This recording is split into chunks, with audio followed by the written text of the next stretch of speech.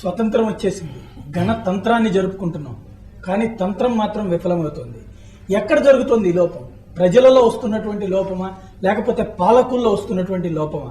రానున్న రోజుల్లో అసలు ఈ తరహా గణతంత్ర దినోత్సవాన్ని జరుపుకోవాల్సినటువంటి అవసరం ఉందా? ఈ అంశానికి సంబంధించినటువంటి చర్చలో పాల్గొనేందుకు వినోద్ కుమార్ ఓయూ ప్రొఫెసర్, సామాజికవేత్త మనతో ఉన్నారు. అలాగే స్వర్ణ, దండేపల్లి శ్రీను సాంస్కృతిక కళాకారులు మనతో ఉన్నారు. వినోద్ గారు, చూస్తున్నాం ఇవాళ రిపబ్లిక్ డే జరుపుతున్నాం. జనంలో ఇంకా చదువుకున్నటువంటి వాళ్ళల్లో కొంత స్పృహ కనబడుతుంది, గణతంత్రం అంటే ఏంటి అన్నటువంటి విషయం తెలుసుకున్నారు. అదే సమయంలో ఒక పక్కన కనబడుతున్నది కరప్షన్కి సంబంధించింది. స్పష్టంగా లక్షల కోట్లు దండుకున్నోళ్ళు కొంతమంది అయితే, పన్నులంటేనే తెలియకుండా నల్లధనాన్ని మింగేసినటువంటి వాళ్ళు కొంతమంది. వీళ్ళని గురించి చట్టాలు లేవని చెప్తున్నారు ఈ రోజున కేంద్ర ప్రభుత్వం. ఇంకోవైపుని చూస్తుంటే పేదరికంతో రోజు రోజుకి దిగజారిపోతున్నటువంటి బతుకులతో అల్లాడుతున్నటువంటి వాళ్ళ సంఖ్య కూడా అదే సంఖ్యలో పెరుగుతుంది. పేదలు పేదలుగానే మిగులుతున్నారు, ధనికులు ధనికులుగానే పెరుగుతున్నారు. ఈ ఇద్దరి మధ్యన అంతరాన్ని తొలగించాల్సినటువంటి ప్రభుత్వాలు మాత్రం మీనమేషాలు లెక్కించడం సంగతి పక్కన పెడితే శాంతం ధనవంతుల తొత్తులుగా మారుతున్నాయి. ఎప్పటికి మారుతుంది ఈ సమాజం? ప్రధానంగా పాలకులు ఎవరైతే ఉన్నారో, ఇప్పటి వరకు 60 ఏళ్ళు పరిపాలించిన పాలకులకు రాజ్యాంగం పట్ల కానీ, రాజ్యాంగ విలువల పట్ల కానీ, రాజ్యాంగ లక్ష్యాల పట్ల కానీ వాళ్ళకి ఏమాత్రం చిత్తశుద్ధి లేదనడానికి ఇప్పుడు 60 ఏళ్ళ గణతంత్రం మనకు రుజువు చేస్తుంది.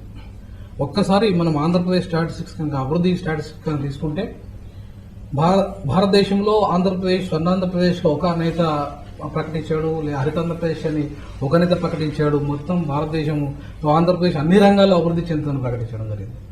కానీ ఇప్పుడున్న స్టాటిస్టిక్స్ తీసుకుంటే కూడా ఇప్పుడు మన ఆంధ్రప్రదేశ్ దాదాపుగా అన్ని రంగాల్లో వెనుకబడి ఉంది. రైట్, నేను అడుగుతున్నది ఇక్కడ మనం స్వతంత్రం వచ్చాక లెక్కలు చూసుకుంటే ఆర్థిక అసమానతలు అయితే అలాగే ఉన్నాయి, కానీ ఆదాయ వనరు బాగా పెరిగింది. ఆ రోజున ఉన్నటువంటి దానికి చూస్తే ఈ రోజున 1,25,000 కోట్ల రూపాయల బడ్జెట్ని మనం ప్రవేశపెట్టుకునే స్థాయికి ఎదిగాం. కానీ పేదవాడు పేదవాడిగానే మిగులుతున్నాడు, నల్లధనం నల్లధనంగానే పెరుగుతుంది. ఎక్కడ తేడా జరుగుతుంది? ప్రధానంగా 1,25,000 కోట్ల బడ్జెట్ అని మనం చెప్తున్నాము. అది మనం పేపర్ మీద మాత్రమే ప్రకటనకు ఉంది. ఆచరణకు వచ్చేసరికి మీరు ఫర్ ఎగ్జాంపుల్ ఎస్సీ ఎస్టీలకు సంబంధించిన సబ్ ప్లాన్ కనుక తీసుకోగలిగితే, సబ్ ప్లాన్ కానీ, ఎస్టీలకు సంబంధించిన అభివృద్ధి ప్రణాళికలు కానీ, ఇప్పుడు ఆంధ్రప్రదేశ్ విషయంలో ఆ సబ్ ప్లాన్ ఎట్టి పరిస్థితుల్లో దానికి ఒక చట్టం చేయడం జరిగింది, దానికి ఒక యంత్రాంగం చేయడం జరిగింది. ఇంతవరకు ఆ సబ్ ప్లాన్ లో 10% కూడా అమలు చేయలేదు. 500 కోట్ల రూపాయలు కేటాయించిన సబ్ ప్లాన్ లో కనీసం 50 కోట్లు కూడా ఎందుకు నిధులు కేటాయించలేకపోతుంది రాష్ట్ర ప్రభుత్వం? రైట్, అంటే ఆ డబ్బు మధ్యలో ఉన్నటువంటి సొమ్ము ఎక్కడికి పోతుంది? ఈ సొమ్ము అంతా ఎవరి పాలు అవుతుంది? ఇవాళ మనం పేదల కోసము అనేక బోర్ బావులు, అనేక పథకాలు ఉన్నాయి. ఇవాళ ఎంప్లాయ్మెంట్ గ్యారెంటీ స్కీమ్ ఉంది. ఇవాళ స్కీములు దాదాపు కేంద్ర రాష్ట్ర ప్రభుత్వాలు దాదాపుగా ప్రవేశపెట్టిన స్కీమ్ అంటూ లేదు. కానీ ఎందుకు ఇవి అమలు కాలేకపోతున్నవి? ఇన్ని 1,25,000 కోట్ల బడ్జెట్ లో కనీసము పేద ప్రజలకు ఒక 25 కోట్లు కూడా చేరని పరిస్థితి ఇవాళ భారతదేశంలో దాపరించింది. రైట్, స్వర్ణ గారు, శ్రీను గారు, మీకేమనిపిస్తుంది? నల్లధనాన్ని అంతా తీసుకెళ్లి దాచుకునేటువంటి పరిస్థితుల్లో గణతంత్రం జరుపుకుంటున్న తీరు మీకేమనిపిస్తుంది? ఈరోజు నాయకులు ఎట్లున్నారంటే, గెలిచేదాకా ప్రజల మనుషులమని చెప్పుకుంటారు, గెలిచినాక పైసల మనుషులు అయిపోతారు. అప్పుడు మేము 10 ఏళ్ల నుంచి రాజకీయంలో ఉన్నాం, మేమంతా ఖర్చు పెట్టినాం, ప్రజలకు ఏదో సేవ చేయడానికి ఖర్చు పెట్టినాం.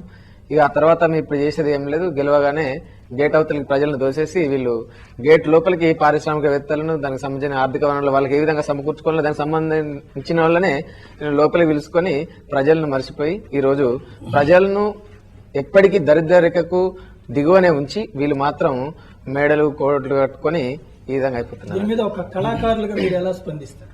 ఈరోజు అసలు భారతదేశంలో తెల్లారేసరికి అసలు ప్రజలు కంటి మీద కునుకు లేకుండా తెల్లారితే మేము ఏ విధంగా బతకాలి, ఏం జరుగుతుందో అసలు ఈ నిరంతరం రాజకీయ ఎత్తుగడల్లో ఈ భారతదేశంలో ఏం జరగబోతుందని అర్థం కాని పరిస్థితుల్లో, అయమయ స్థితిలో ఈరోజు భారతదేశ ప్రజలు మగ్గుతున్నారు. ఏమి జరుగుతుందో తెల్లారే లోపల దేశంలో నా ఏమి జరగనుందో, నా భారతదేశం పల్లెల్లో నా ఏమి జరుగుతుందో, తెల్లారే లోపల దేశంలో నా ఏమి జరగనుందో, నా భారతదేశం పల్లెల్లోనా. కూలి చేసే పూలొల్ల సెల్లలు, గొర్లగాసే గొల్లొల్ల పిల్లలు, వలసబోయిన వలస బిడ్డలు, పసులగాసే పాలేరు తమ్ములు, పసులగాసే పాలేరు తమ్ములు. ఇంకా ఇంటికి రాలేదు వస్తారని గ్యారంటీ లేదు, ఇంకా ఇంటికి రాలేదు వస్తారని గ్యారంటీ లేదు. ఏమి జరుగుతుందో, తెల్లారే లోపల దేశంలోన ఏమి జరగనుందో నా భారతదేశం పల్లెల్లోనా. ఆత్మహత్యలకు అంతం లేదు, ఎన్కౌంటర్లకు సాక్ష్యం లేదు, రోజుకొక్కని ఏసి పడేసి ప్రమోషన్లకు పాకులాడుతారు.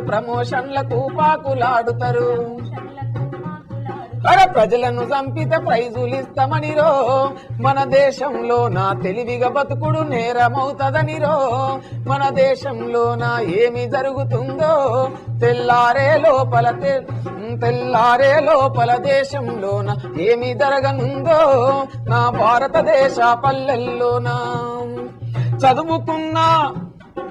చదువుకున్న మన రాత మారలేరు, అరే కూలి చేస్తే కడుపు ఆకలి తీరలే, చదువుకున్న మన రాత మారలే. ఎందులకిట్లా జరుగుతుందని మందిల ముచ్చట పెట్టినందుకే అన్నల మనిషిని కన్ను వేస్తారో, మన దేశంలో నా మెల్లగా రాత్రి తన్నుకపోతారో, మన దేశంలో నా ఏమి జరుగుతుందో, తెల్లారే లోపల దేశంలోన ఏమి జరగనుందో నా భారతదేశం పల్లెల్లోనా. ఈరోజు పాలకులు ఈ వీటి మీద కాన్సన్ట్రేషన్ గనుక తీసేసి ప్రజలకు ఏ విధంగా దగ్గరైతే బాగుంటది, ప్రజలకు మేము ఏ విధంగా సేవ చేస్తే బాగుతానే కాన్సెప్ట్ తో ఇంకా నాయకులు ఉండంటే ఈ రోజు ఈ పరిస్థితి భారతదేశంలో ఉన్న ప్రజలకు ఎవరికి వచ్చేది కదా. రైట్ వినోద్ గారు, ఈ రోజున ప్రజలు సాధారణంగా మనం ప్రతిరోజు కూడా ప్రజల గురించి చెప్తుంటాం, చాలా చైతన్యవంతులైనటువంటి ప్రజలు అనేటువంటి ఆ చైతన్యం మాటల్లో చక్కగా కనబడుతున్నది, చేతల్లో ఏం చెయ్యాలో తెలియని తనం. ఒక పక్కన మన ఓటు వేసేటువంటి సమయంలో ఆ ఓటు వృధా కాకూడదంటే గెలిచేవాడికి వెయ్యాలన్నటువంటి ఆలోచన, నేరగాడని తెలిసినా సరే ఉన్న వెధవల్లో మంచి వెధవని ఎన్నుకోవాలన్నటువంటి పద్ధతి, ఈ తరహా మంచి పరిణామం అనుకుంటున్నారా? ప్రజలు ఏం చేస్తే ఈ సమాజం మారుతుందంటారు? ప్రజలు ప్రపంచ చరిత్రలో ప్రజలు ఎప్పుడు తిరుగుబాటు ద్వారా మాత్రమే, అంటే తమ తిరుగుబాటు ద్వారా మాత్రమే మార్పును తీసుకురాగలిగారు. ప్రపంచ చరిత్రలో అన్ని ఉద్యమాలు ఆ రకంగా జరిగినాయి. ఈ రోజు భారత రాజ్యాంగం రావడానికి కూడా పెద్ద స్వతంత్ర పోరాటం జరిగింది. స్వతంత్ర పోరాటంలో కోట్లాది మంది ప్రజలకు ఆకాంక్ష భారత రాజ్యాంగ రూపంలో ఈ రోజు మన ముందు కనపడుతుంది. దాంట్లో ప్రధానంగా ఈ ప్రజాస్వామ్య వ్యవస్థలో పార్లమెంటరీ సిస్టంలో ఎన్నికలు కీలకమైన అంశం. ఒక రాజకీయ నాయకుడిని మనం ఇవాళ ఎన్ని కోట్లు సంపాదించిన రాజకీయ నాయకుడు 1,00,000 కోట్లు సంపాదించిన ఒక నాయకుడు ఇవాళ మొత్తం ఆంధ్ర రాష్ట్రంలో మరో ముఖ్యమంత్రి కావాలని ఒక ఆలోచనలో ఉన్నాడు. ఇవాళ ఆ రాజకీయ నాయకుని యొక్క లక్షలాది మంది ప్రజలు రావడానికి కారణం ఏంటంటే ఆయన ఆ 1,00,000 కోట్లు 50,000 కోట్లు పంచడానికి సిద్ధంగా ఉన్నాడు ఇవాళ. అంటే రాజకీయాలని వ్యాపారమయం చేసి, అంటే మనం ఎలా ఆలోచించాలి? ఓ నల్లధనాన్ని కూడబెట్టుకున్న వ్యక్తి ఈ విధంగానన్నా నల్లధనాన్ని జనం మధ్యకి తీసుకొచ్చి వాళ్ళకి కాస్త కూస్త ప్రయోజనం చేస్తున్నాడని ఆలోచించాలా? లేదంటే అలాంటి వ్యక్తి వస్తే సమాజానికి నష్టం? వ్యక్తి నేననేది ఒక వ్యక్తి అన్నటువంటిది కాదు. ఈ రోజున ఏ నాయకుడు ప్రతి పార్టీకి సంబంధించినటువంటి కాన్సెప్ట్ తెలుసు. అదే సమయంలో మనకున్నటువంటి రాజ్యాంగం ప్రకారం లభించినటువంటి హక్కు ప్రకారం ప్రతి ఒక్కళ్ళు పోటీ చేసేటువంటి స్వేచ్ఛ ఉంది, అధికారం ఉన్నది. పోటీ చేసేటువంటి వాళ్ళలో విద్యావంతులు ఉంటారు, ఈ రొచ్చు రాజకీయాలతో లేకపోతే ఇలాంటి హింసాయుతమైనటువంటి ధోరణులతో సంబంధం లేనటువంటి వాళ్ళు ఉంటారు. కానీ ప్రజలు ఎన్నికల సమయానికి వచ్చేటప్పటికి పార్టీను, విధానాన్ని, లేదంటే ప్రధానంగా ఉన్నటువంటి పార్టీని కాదని పక్క పార్టీకి వేస్తేనే సరిపోతుంది అన్నటువంటి ధోరణిలో, అలా కాకుండా వాళ్ళు ఏ ధోరణిని, ఏ పద్ధతిని కరెక్ట్గా ఫాలో అయితే మంచి జరుగుతుంది, వాళ్ళు ఫాలో అయ్యేటువంటి చైతన్యం ఎప్పుడు వస్తుంది అనుకుంటున్నారు? ప్రజలు స్పష్టంగా ఒక రాజకీయ పార్టీ మీద వ్యతిరేకతతో మరొక రాజకీయ పార్టీ చేస్తున్నారు. యాక్చువల్లీ అధికార పార్టీకి వ్యతిరేకంగా ప్రతిపక్ష పార్టీ చేస్తున్నారు, ప్రతిపక్ష పార్టీకి వ్యతిరేకంగా అధికార పార్టీ చేస్తున్నారు. కానీ ప్రజలకు ఏం కావాలో నిజంగా ఇప్పటివరకు ప్రజలకు చైతన్యం లేదు. ఎందుకు లేదంటే ముఖ్యంగా వీళ్ళు ఒక నాయకుడు చుట్టూ తన చుట్టూ ఒక రాజకీయ పార్టీ తన ఆశయము, తన యొక్క లక్ష్యం ఏదైతే ప్రకటన చేస్తుందో అది అమలు చేయకపోయినా కేవలం ఆయన పరిపాలనలో ప్రజలకు న్యాయం జరగలేదని ఒక సాకుతో మరొక నాయకుడికి చేస్తున్నారు తప్ప యాక్చువల్గా మొత్తం నిలదీయాల్సిన బాధ్యత ప్రజలకు ఉంది, అది అధికార పార్టీ అయినా ప్రతిపక్ష పార్టీ అయినా. కానీ ఇలా ప్రజలు ఏమవుతుందంటే తమ ఓటు తనకు చాలా విలువైన, భారత రాజ్యాంగం ప్రకారం చాలా విలువైన ఓటును సారాకి, డబ్బుకి, రకరకాల ప్రలోభాలకు గురి అయి అమ్ముకోవడం వల్ల ఇవాళ అడిగే హక్కును కోల్పోతున్నారు ప్రజలు. కాబట్టి ఇవాళ ప్రజలు గుర్తించాల్సింది ఏంటంటే తమ ఓటు వేసేటప్పుడు తమ బిడ్డకి ఒక తండ్రి తన బిడ్డకు సంబంధం చూసినప్పుడు, ఒక అల్లుని తీసుకొచ్చేటప్పుడు అన్ని రకాలుగా ఆలోచిస్తాడు. అట్లాగే ఈ మొత్తం భారత ప్రజాస్వామ్య విలువల్ని పరిరక్షణని, భారతదేశ స్వతంత్ర పోరాటాల ఫలితాలని, రాజ్యాంగ విలువల్ని పరిరక్షించాల్సిన నాయకుడు ఎవరు? ఆ దిశగా ఏ నాయకత్వం ఉంది? ఎవరు విద్యావంతులు? ఎవరు ఈ సమాజాన్ని లీడ్ చేయగలుగుతారు? ఎవరు సరైన నాయకుడు అనే నిర్ణయించుకునే పరిస్థితుల్లో ప్రజలు లేరు. ఎందుకంటే ఇవాళ మొత్తం ఫర్ ఎగ్జాంపుల్ తెలంగాణ ఉద్యమం తీసుకుంటే రైట్, అంటే మళ్ళీ మనం వేరే అంశంలో రిపబ్లిక్ డేకి సంబంధించిన మనకు కన్ఫైన్ అయితే Yes. రిపబ్లిక్ డేని ఈ రోజున ప్రజలు ఫీల్ అయ్యి అనుభవించేటువంటి పరిస్థితుల్లో ఉన్నారనుకో. తప్పకుండా లేరండి. ఎందుకంటే ఇప్పటికీ 100 కోట్ల జనాభాలో 115 కోట్ల జనాభాలో ఇప్పటికీ 100 కోట్ల జనాభా, సుమారు 100 కోట్ల జనాభా ఇప్పటికీ సరైన వసతులు లేక, కనీసం మంచినీరు కూడా తాగలేని, స్వచ్ఛమైన మంచినీరు కూడా తాగలేని ప్రజలు 80 కోట్ల మంది ఉన్నారు ఈ దేశంలో. సో అలాంటప్పుడు వాళ్ళు ఎట్లాగో ఈ స్వతంత్ర ఫలాలు అనుభవించినట్లు లెక్క. రైట్. కాబట్టి ఇవాళ కావాల్సిన ప్రజలు ఏంటంటే ఇప్పటికీ దాదాపుగా అవిద్య ఇప్పటికీ 60% అనుభవిస్తున్నారు ప్రజలు. ఈ రోజు వరకు కూడా 1% కూడా కనీసం హైయర్ ఎడ్యుకేషన్ లో ఎస్సీ ఎస్టీలు కానీ బీసీలు కానీ లేరు. ఎవరైతే మెజారిటీ జనాభా ఉన్నారో, ఎవరికైతే ఈ స్వతంత్ర ఫలాలు అందాలో వారికి అందట్లేదు. ఎవరైతే బాగా అభివృద్ధి చెందారో, ఎవరైతే సంపన్న వర్గులు ఉన్నారో, ఇవాళ కోట్లకు 1,00,000 కోట్లు ఉన్న సంపన్న వర్గులు వేల కోట్ల సంపన్నుడు లక్షల కోట్లకు మారుతున్నాడు. అదేవిధంగా రోజుకు 100 రూపాయలు సంపాదించే ఒక పేద అదే 100 రూపాయలు అదే స్థితిలో ఉన్నాడు. కాకపోతే ఇంకా అవకాశాలు కూడా లేకుండా ఉన్నాయి. రైట్. స్వర్ణ గారు, మీరు ఎలా స్పందిస్తారు? 62 ఏళ్ల ఈ స్వాతంత్రం వచ్చి 62 ఏళ్ళైనా కూడా ఆ నల్లోడు నుంచి అయితే మాత్రం స్వాతంత్రం వచ్చింది, కానీ ఈ తెల్లదొరల ఈ నాయకుల చేతి నుంచి మాత్రం తెల్లదొరల నుంచి నల్లదొరల పాలనలోకి వచ్చింది. నల్లదొరల పాలనలోకి వచ్చింది. తెల్లదొరల నుంచి ఈ అప్పుడు ఎంత మనం కష్టాలు పడ్డామో, కానీ అంతకంటే ఒక సామాన్యుడి జీవితం ఈ రోజు అసలు స్వాతంత్రం రాలేదనే చెప్పాలి. మహాత్మా గాంధీ అన్నారు, అర్ధరాత్రి ఆడది ఒంటరిగా నడిచిన రోజు స్వాతంత్రం వస్తుందని. ఈ రోజు ఆడవాళ్ల పరిస్థితి అయితే ఇంకా అసలు చాలా దారుణంగా ఉంది. అదే ఆడవాళ్ల పరిస్థితే కాకుండా ఒక సామాన్యుడు కూడా ఈ రోజు ఏది కొందామన్నా కూడా ధరలు ఎక్కువ పెరిగిపోయినాయి, నిరుద్యోగం పెరిగింది. ఇంతకుముందు మనం చూసాం ప్రోగ్రామ్ లో. అసలు గణతంత్ర దినోత్సవం అంటే ఏంటంటే ఒక అన్న చెప్తున్నాడు, ఏందో నాకు తెలియదు, నేను చదువుకోలేదు అంటున్నాడు. ఇంత దరిద్రంగా మైన జీవితాలు గడుపుతున్నారు. అసలు స్వాతంత్రం అనేది రాలేదు. రావాలంటే ఈ రోజు నాయకుల్ని నినదించాల్సిన పరిస్థితి ఉన్నది.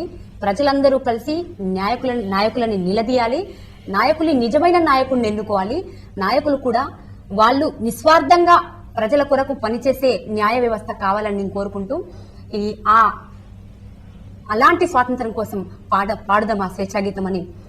పాడుదమా స్వేచ్ఛాగీతం, ఎగరేయుదమా జాతి పతాకం. పాడుదమా స్వేచ్ఛాగీతం, ఎగరేయుదమా జాతి పతాకం. దిగంతాలని నదించి విశ్వవిఖ్యాతి నందగా జాతి గౌరవం. పాడుదమా స్వేచ్ఛాగీతం, ఎగరేయుదమా శాంతి పతాకం. జలియను వాలా బాగు దురంతపు నెత్తుటి దారల నత్తుకొని కొయ్యల చెరసాలల గోడల దారుణాలు తలకెత్తుకొని పొగిడిన కాలం పోరాడిన కాలం కలకాలం గుర్తుంచుకొని కడు గర్వంగా కొనియాడుకొని. పాడుదమా స్వేచ్ఛాగీతం, ఎగరేయుదమా జాతి పతాకం. పాడుదమా స్వేచ్ఛాగీతం, ఎగరేయుదమా జాతి పతాకం. మండే గుంటెల మంటై రగిలిన విప్లవ జ్యోతి స్ఫూర్తి అని మండే గుండెల మంటై రగిలిన విప్లవ జ్యోతి స్ఫూర్తి అని ముందుకెదురుగా గుండెను నిలిపిన తెలుగు సింహముల తెగువని చీకటి గుండెన వాకై మెరిసిన అల్లూరిని గుర్తించుకొని మన తెలుగు తేజమును నింపుకొని. పాడుదమా స్వేచ్ఛాగీతం, ఎగరేయుదమా జాతి పతాకం పాడుదమా